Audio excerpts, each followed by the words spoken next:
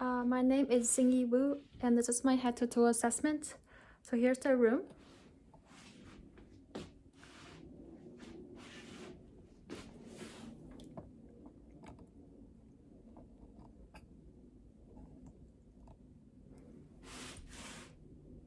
Okay, so I'm going to wash and sanitize my hand first. I'm going to put my stethoscope.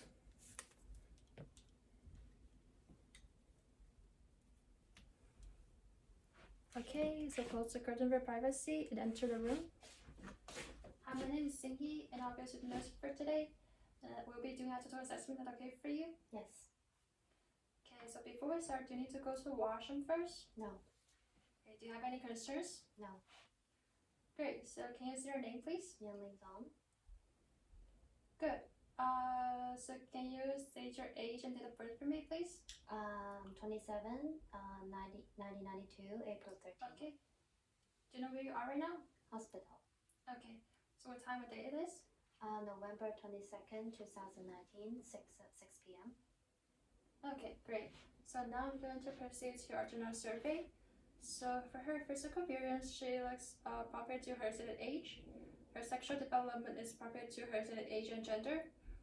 For her body structure, is symmetrical. She looks well nourished. Her body is erect, and there's no obvious deformities. Her behavior, facial expression is appropriate to her mood. She looks like she has a good hygiene. Her clothes is appropriate to the room temperature, and she maintains good eye contact.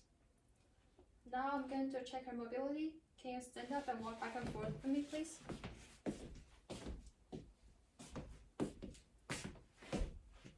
Good, you can take a seat. So her gait is smooth, even, coordinated, and well balanced. And her limbs range of motion is within normal limits. Her work of breathing is effortless. There's no signs of distress, so everything is within normal limits. Her level of consciousness is alert and oriented to a person, place, and time. Now we're going to proceed to and inspect her palpate and her head. So her head is normal cephalic in size. There's no lesions, there's no lumps, deformities, and there's no tenderness. Now I'm going to check her hair. Her hair is black, it's evenly distributed, and there's no infestations. Now we're going to proceed to her facial structures. Her facial structures are symmetrical. There's no lesions, there's no scars, and there's no edema. Do you feel any pain? No. And there's no tenderness. Now I'm going to test her cranial nerve number 7, which is the facial nerve. Can you smile for me, please? Show me your teeth. Frown. Lift your eyebrows. Shut your eyes tightly. Puff out your cheeks. So everything is symmetrical, and her cranial nerve number 7 is intact. Now I'm going to proceed to her eyes. Her eyebrows are evenly distributed and symmetrical. Can you close your eyes for me, please? Thank you, and open up. So her eyelashes are evenly distributed, and there's no lilacs. Her sclera is white, and her conjunctiva is pink. Now I'm going to test her cranial nerve 3, which is the oculomotor. So the size per pupil is 3 millimeters and is equally round. Now I'm going to shine bright on the side, front, side, front. So her pupils constrict for both direct and consensual light reflex. So now I'm going to test her accommodation. Can you look forward with the back for me, please? Good. So now focus on my face as I come close to your nose. Good. So her pupil converge and constrict for accommodation. Therefore, her cranial nerve number 3 is intact. Now I'm going to proceed to her ears. Her ears are symmetrical and there's no abnormal discharge. I'm going to palpate her auricle and the tragus. So there's no tenderness for both auricle and the tragus. Now I'm going to do whisper test. Can you plug one of your ear? I'm going to whisper on the other side, and I want you to repeat after me, okay? Okay. Apple. Banana. Coke. Okay. So now I'm going to do on the side. Rainbow. Pizza. Pizza. Sprite. Okay, so great. So my patient is able to tell all the words correctly on both sides. So her hearing is good. Now I'm going to proceed to her nose. Her nose is midline and there's no abnormal discharge. I'm going to palpate her sinuses, her frontal sinus, and her maxillary sinus. Do you feel any pain? No. How about mouth pressure? Yes. Okay, so there's no pain and just mouth pressure on her frontal and maxillary sinuses. Now I'm going to proceed to her mouth and pharynx. Her lip is pink. There's no lesions, no swelling. I'm going to check inside of her mouth. Can open your mouth, please? Good. So her tongue is symmetrical with no lesions. Her gum are pink with no lesions. Her teeth are present with no dental caries. Her soft and hard palate are intact with no lesions. Can you say ah for me, please? No, I'm testing for cranial nerve number 9, which is a glossopharyngeal, and cranial nerve number 10, which is a vagus nerve. So her patient, uvula and soft palate raises when the patient says ah. Now I'm going to check her gag reflex. So yes, so her gag reflex is present. Therefore, her cranial nerve number 9 and number 10, which is the glossopharyngeal and the vagus nerve, are intact. Now I'm going to test her cranial nerve number 12, which is the hypoglossal. Can you stick her tongue out for me, please? Side to side. Now put it back and say light tide dynamite. Light tide dynamite. Okay, so the tongue is midline and there's no tremors. Therefore, her cranial nerve number 12 is which the hypoglossal nerve is intact. Okay, now I'm going to proceed to her neck. By looking at it, the neck is symmetrical. The color is even. There's no lesions. There's no scars. There's no masses, and it's going to touch. Okay. Now I'm going to palpate her carotid artery for each side, one at a time. With her carotid artery has regular rhythm, 2 pulses bilaterally. Now I'm going to test her cranial number 11, which is the spinal accessory nerve.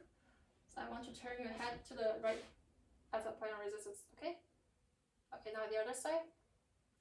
Now I want you to shrug your shoulder as I apply on resistance, okay? Okay, so her muscle strength is good, rated as a 5 out of 5. Therefore, her cranial nerve number 11 is intact. Now I'm going to proceed to her upper extremities. For inspection, it's symmetrical, even colored, there's no lesions, there's no scars. Now I'm going to palpate it. It's warm to touch, there's no masses, and there's no edema. Do you feel any pain? No. Great, so there's no tenderness. Now I'm going to check her nails. Her nails are no lesions, her circulation is good, and her capillary fill is less than 3 seconds, so it's normal. Now I'm going to palpate her radial pulse.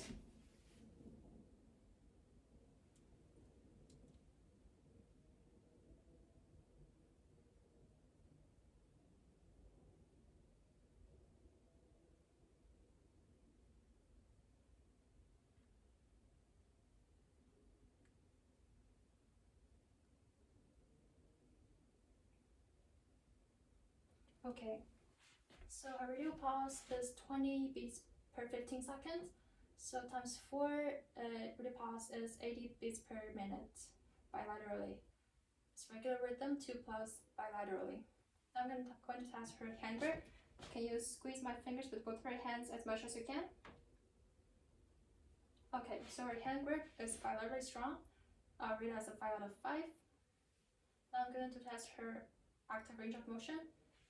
Can you flex your finger for me, please? Extend. Flex your wrist. Extend. Move your hand outside. That's outer deviation. Inside. That's radial deviation. Now flex your elbow. Extend. Pronate. Supinate. Now for shoulders, can you shrug it? Okay. Put it up. That's abduction. Put it down. That's adduction. Put it behind your head. That's external rotation. Behind your back. That's in general rotation. Do you feel any pain? No. So the patient found no pain, there's no crepitus, and she can perform full range of motion. Now I'm going to proceed to her lower extremities.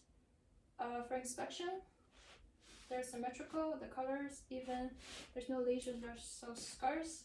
I'm going to palpate it. It's warm to touch, there's no mass, there's no edema. Do you feel any pain? No. So there's no tenderness.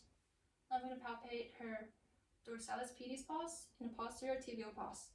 Can you lay down for me, please?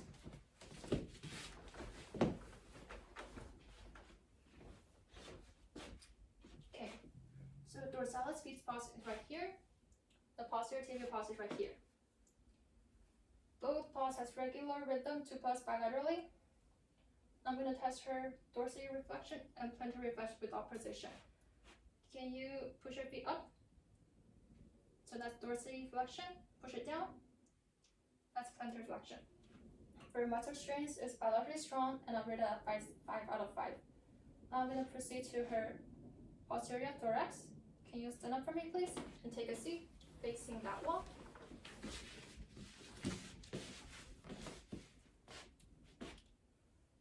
Now I'm going to inspect her posterior thorax. It's symmetrical, even color, has no lesions, and has no scars. I'm going to palpate her anterior, posterior, and transverse ratio is 1 to 2. Palpate area is warm to touch. There's no masses. There's no lesions. Do you feel any pain? No. There's no tenderness. And no edema. I'm going to auscultate her lung sound.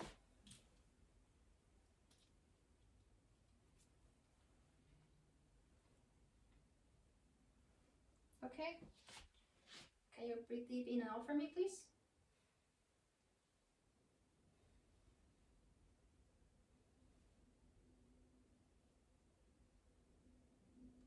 Okay.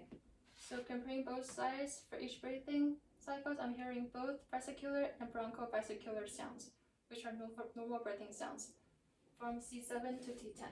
Now I'm going to count her respiratory rate for 15 seconds.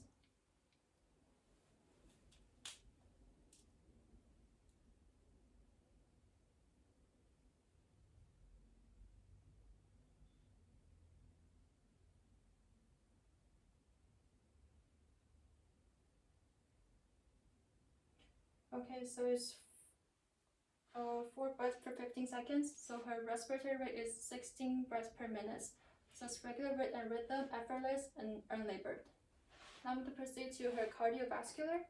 Can you turn your side right here, facing the side?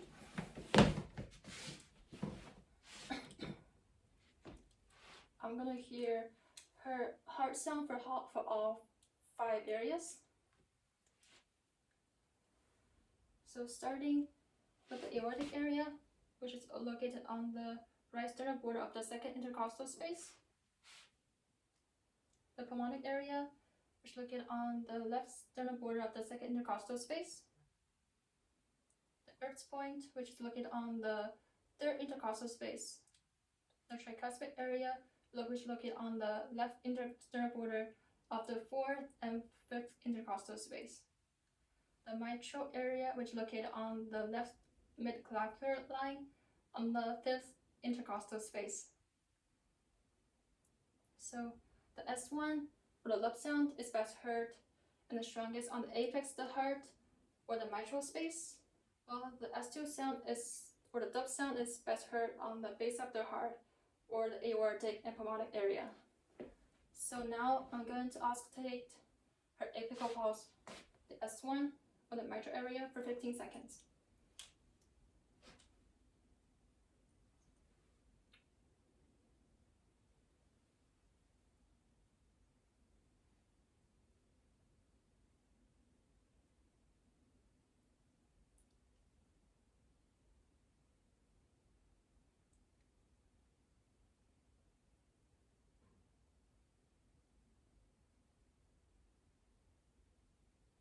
Okay, so it's 20 beats per 15 seconds, so times 4.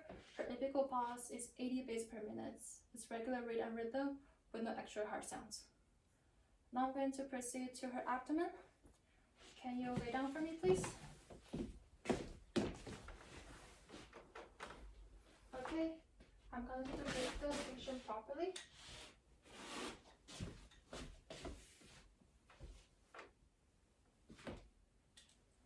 Okay, are you comfortable? Yeah. Okay, I'm going to inspect. Her abdomen is even colored, symmetrical, there's no lesion, there's no masses, no scars, and there's no edema. Now I'm going to auscultate the abdomen, the 4 quadrants, starting with the right lower quadrant, going to the upper quadrant, and then the left upper quadrant, and the left lower quadrant. I'm hearing the normal gastrointestinal sound present on all 4 quadrants. Now I'm going to palpate the same 4 quadrants in the same sequence.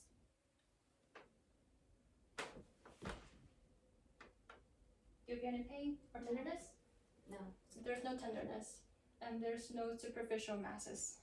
Lastly, I'm going to palpate her bladder. Is there any pain? No. So there's no tenderness present on the bladder, and it's not distended. And that concludes our head-to-toe assessment. Thank you for your cooperation. I'll see you next time.